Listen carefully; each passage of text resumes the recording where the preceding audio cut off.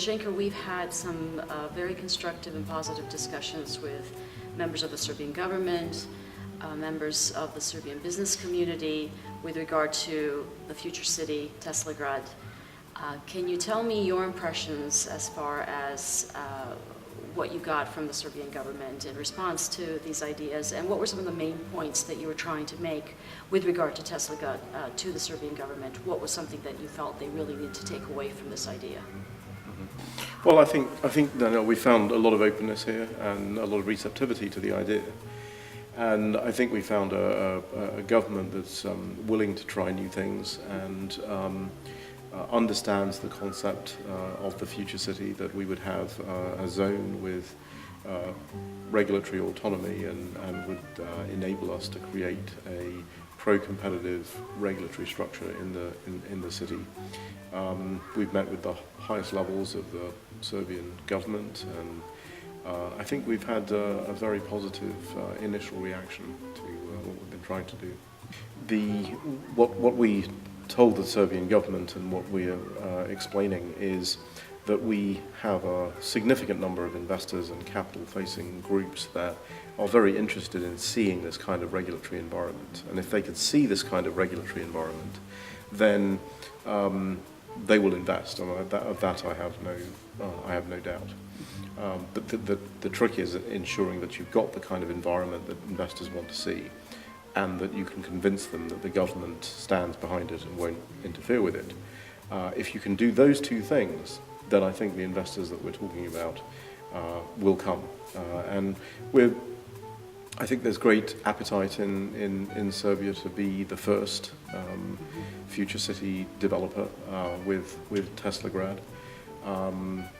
And so we're very hopeful that in the course of the next couple of months after the election, we'll be able to sign a letter of intent where the Serbian government agrees to negotiate with us a regulatory framework agreement, which would be the agreement that underpins the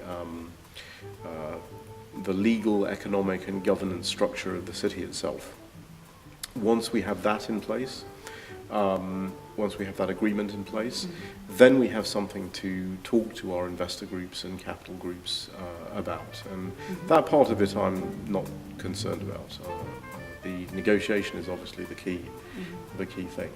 We really, in our discussions with the government, we really talked through the process of the privatizations in the UK and the former Central and Eastern Europe and Soviet Union countries, and the privatizations in Latin America, and the lessons that we learned from that. And the principal lesson I think we learned from that process was that while we did a good job of promoting open trade environments and removing border barriers and protecting property rights, we didn't do a very good job with behind the border barriers and building competitive markets. And this notion of competition as the organizing economic principle on which economic development really depends was not well done in the 90s with those privatizations. So we talked to the government about that history. We talked to the government about what makes a place like Hong Kong, a place like Singapore or Dubai, what makes them so successful. And the common thread that runs through all of these countries is that they're very competitive markets, that they are very much based on competition on the merits as an organizing principle, that you stand or fall based on the hard work and the quality of your ideas, and not government privileges and benefits and relationships. So if you take those two, the lesson on the one hand, that by failing to create competitive markets, by failing to create the kind of regulatory system that promotes competition and results in benefits to consumers in the country, and by looking at the countries that were successful, the cities that were successful, and the smaller regions that were successful, we could kind of put the two together and say, well, this is the kind of environment that if you had this environment in place, you'd be able to create wealth at the most optimal and sustainable rate.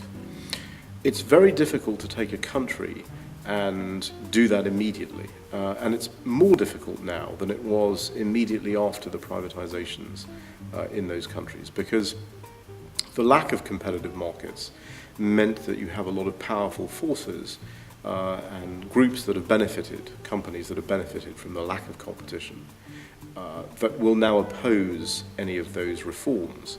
So what we call the second generation reforms after opening the border, the second generation reforms are much, much harder to do now and have faced much, much more opposition.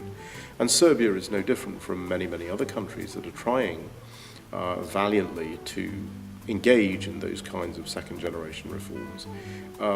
They're finding it hard to do, and that's not surprising. And what we talked about, I think, was the ability to take a greenfield site where there's no activity, where there's no groups that benefit from a distorted market environment, and create that kind of environment that is pro-competitive, that results in consumer benefits, that lowers the cost of doing business for companies that are located there, and craft this entire regulatory structure in that place. And then, you watch and you see what happens. You see how that generates economic growth, how that creates companies that are thriving and booming and so forth. And that becomes a bit of a demonstration model, and that makes the government's job in trying to create a competitive market in their own national regulatory reform efforts. It makes that job much easier, because now they can point to this demonstration model and they can say, look, if we can do this at a national level, not just in this small zone, look what might happen to the country. We could really transform the country. And I think the government officials that we spoke to here understand that, and they understand the power of Teslagrad to help Serbia achieve its economic goals. The name Teslagrad makes sense for Serbia because Tesla was an innovator. He invented electricity. He was the greatest Serbian scientist, and of course he did all of this in the United States. So we're hoping that Teslagrad will be the breaking ground for some innovative regulations that would help entrepreneurs. Teslagrad as a future city, as a new economic zone, would be hopefully a place where entrepreneurs will truly flourish.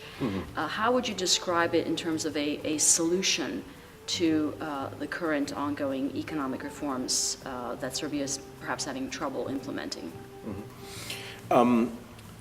Yes, I think what we're able to do is create an environment where domestic entrepreneurship and domestic companies, local companies in Serbia can also flourish. This isn't a case where we're simply trying to create an entrepot where foreign investors go. We think there are people in Serbia right now, today, who are coming up with all kinds of good ideas, who, because of the lack of access to capital and financing in the country, may not be able to scale those ideas up into the kinds of companies that in a more competitive environment you would be able to do. So we think that innovation and innovative thought is not limited to companies like Google and Microsoft and Silicon Valley. We think there are innovators and inventors everywhere. And we certainly think there are innovators and inventors here. And if we create the kind of environment here in Teslagrad that will promote their ability to get capital, to get financing, to get low-cost telephony service, to do all of these things, we think we'll be able to, they'll be able to scale up their companies and become real viable global competitors. Many of these very, very powerful high-tech companies have grown up in a matter of 10 to 20 years, from nothing, from the garage, to the most powerful companies in the world. We don't think that's limited to the US or to Western Europe. We think that can happen right here if we have the right kind of environment. And Tesla was somebody, I think it's a name that has a lot of meanings to people. It's a name that suggests innovation. It's a name that suggests entrepreneurship. But it's also a name that suggests somebody who was very successful in the US, a Serbian who was very successful in the US, and took advantage of the kind of environment, regulatory, legal, governance environment that the US offered. So we'd like to, in a way what we're saying is we'd like to bring all those Serbian inventors and intellectuals and people who are able to do these great things back from where they have left and come back to Serbia, and why not do it in a place like Teslagrad? So I think that name means a lot in terms of what we're doing, and we're trying to convey through the name the idea that innovation can be everywhere, and we really have a non-zero-sum game, that it isn't limited to particular countries or particular companies or particular people, that anyone can create a dynamic, insurgent, fast-moving company that employs many, many more people than incumbent companies tend to employ, and they can do it if the conditions are right, and the preconditions for entrepreneurship and for innovation are right, and that's what we think we can deliver with Teslagrad.